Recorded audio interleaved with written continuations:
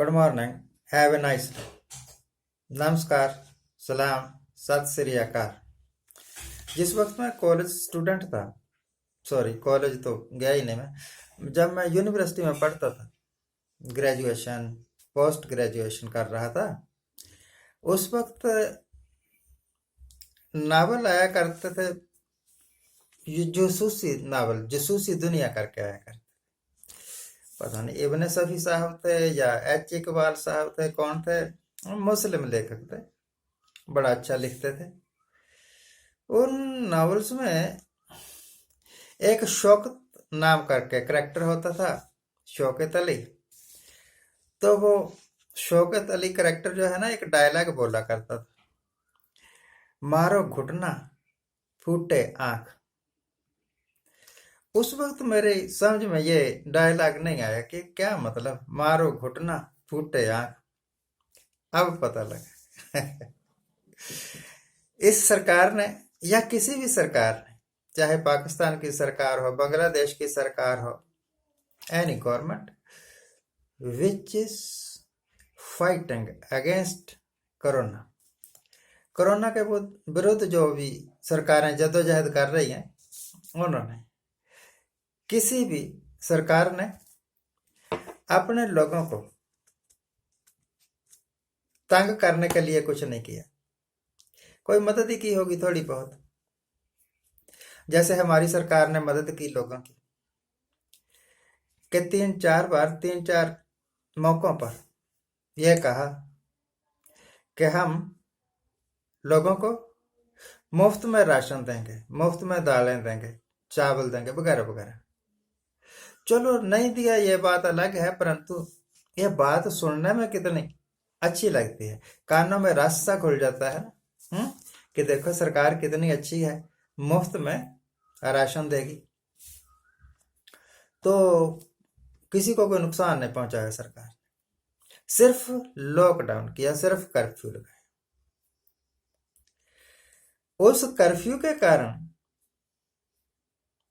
कितने लोग बर्बाद हो गए, कितने कारोबार बर्बाद हो गए। दिहाड़ीदार मजदूर भूखों मर रहे हैं, फाके झेल रहे हैं।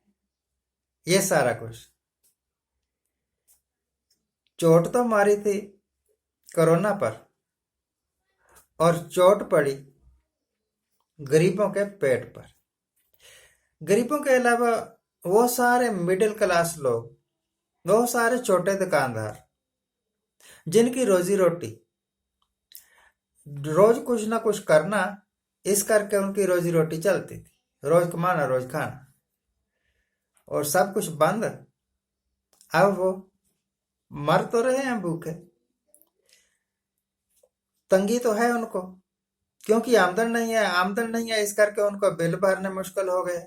दूध का बिल, बिजली का बिल, पानी का बिल, पता नहीं क्या क्या, मेडिसिन, दवाइयां खरीदनी है, पैसे हैं, परंतु वो शर्म के मारे बोल नहीं पा रहे। और जो बोल पा रहे हैं भैया पार्टी, वो सिर्फ शोर ही मचा सकते हैं, उनकी कोई सुनने वाला ही नहीं है। हाँ, अब याद आया योगी साहब को या कईयों को कि वो इनसे वोटें भी लेनी है भाई, तो दूसरी स्टेट्स में फंसे हुए यूपी के पे गए, अब वापस जा रहे हैं कई जगह से। मध्य प्रदेश वाले भी बुलाने लग गए, यूपी वाले भी बुलाने लग गए, शायद पंजाब वालों को भी कभी याद आ जाए। ये तो सिर्फ इंडिया की बात है ना। कोरोना के कारण जो इंडियंस सऊदी अरब में फंसे हुए हैं, अरेबियन कंट्रीज में फंसे हुए हैं, दिहाड़ी मजदूरी करने गए थे, कोई काम करने गए थे, कोरोना के कारण फंस गए, वहां भी तो वही दिक्कतें हैं ना जो यहाँ है। उनको बुलाने के वास्ते सरकार क्या कर रही है? जिस तरह अमेरिका वालों ने अपने लोगों को एयरलिफ्ट करवा लिया, इंडिया वाले भी करवा लेते भाई। इनकी तो दोस्ती ही बहुत है, कहते हैं विदेशों में इनकी फॉरेन पॉलिसी ही बड़ी जबरदस्त है। आप कल्पना कीजिए कि हिंदुस्तान के अगर जो बाहर नौकरी करने गए हुए हैं, परंतु विदेशों में जाके उन्होंने वहां की नागरिकता नहीं ली, 2 साल बाद 3 साल बाद हर बार छुट्टी आते है। अगर वहां की सरकार है इनको इंडियंस को भगा दें कि वापस जाओ, तो एक सर्वे वाला कह रहा था कि लगभग 3.5 करोड़ लोग विदेशों से अगर नौकरी छूट जाए तो इंडिया में शिफ्ट होंगे। तो क्या इंडियन गवर्नमेंट की यह हैसियत है कि बाहर से दौड़ाए गए इंडियंस को इस हालात में, जब इंडिया में ही हजारों लोग बेरोजगार हैं, हो रहे हैं, उनको एडजस्ट कर सके विदेशों से आए हुए लोगों को? मुझे लगता है कि नहीं। हिंदुस्तान की आबादी ही बहुत ज्यादा है, जहां पहले ही बेरोजगारी बहुत ज्यादा थी। कोरोना के करके लॉकडाउन हो गया, कर्फ्यू हो गए, तो बहुत सारे लोग घर बैठ गए। घर तो जो बैठ गए सो बैठ गए, वो लोग जो किसी पुल के नीचे शरण लिए हुए, जो सड़कों पर सोया करते थे, आपने सुना होगा दिल्ली मुंबई में बहुत सारे लोग सड़कों पर सो जाते थे, तो उनका क्या होगा?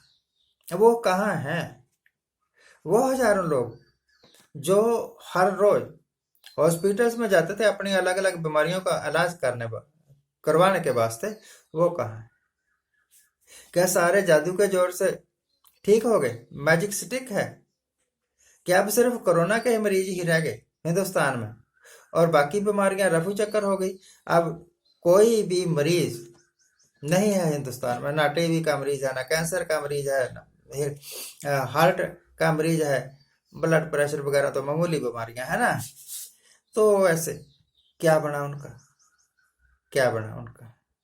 वो हजारों लोग जो अब नहीं कमा रहे, जिनके पैसे भी जेब में से खत्म हो गए हैं, उनके बारे में सरकार ने क्या सोचा? क्योंकि लॉकडाउन तो सरकार ने लगाया है, कर्फ्यू तो सरकार ने लगाया, इस करके सरकार की जिम्मेवारी है कि छोटे दुकानदारों को राहत दे, मजदूरों को राहत दे, मिडिल क्लास के वो सारे लोग, मध्य वर्गीय लोग जो इस वक्त घरों में बैठे हैं, जिनके पास इस वक्त आमदनी का कोई जरिया नहीं है, जिनको अपने बिल देने भी मुश्किल हो गए हैं, असंभव हो गए हैं, उनकी मदद सरकार करे।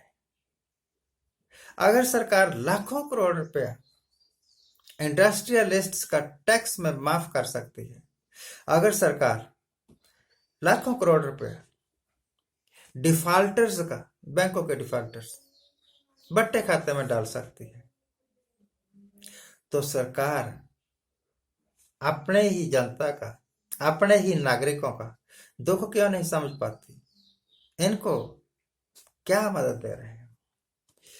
कल हमारे यहाँ डिपो में राशन बांटा गया, तो मैंने पूछा भाई क्या क्या मिला? मैं तो लेता नहीं ना राशन, तो किसी से इंक्वायरी की क्या क्या मिला, मुफ्त में क्या मिला? ओ, तो एक हमारी बहू ही लगती है, कहते मुफ्त में तो कुछ नहीं मिला। हाँ, पहले हमें पैसे देकर चीज मिल जाती थी, रिफाइंड तेल मिल जाता था, सरसों का तेल मिल जाता था, चीनी मिल जाती थी। इस बार ना चीनी मिली, ना आटा मिला, ना सरसों का तेल मिला, ना रिफाइंड तेल मिला। ये राहत दिया है आपने। बहुत शोर सुनते थे हाथी की दुम का, पास जाके देखा तो सुतली बंधी थी, वायदे बड़े बड़े और ग्राउंड पर आके सब फिस। आज इतना ही। यह हिंदुस्तान का हाल नहीं है, पाकिस्तान का भी यही हाल है, अमेरिका में भी यही हाल है। सरकारों के वायदे खोखले खोखले होते हैं। आज इतना ही। आज जिनका जन्मदिन है उनको हैप्पी बर्थडे, आज जिनकी मैरिज एनिवर्सरी है उनको बहुत बहुत शुभकामनाएं। सदा सुखी रहिए, आनंद प्रसन्न रहिए। Thank you very much, thank you very much.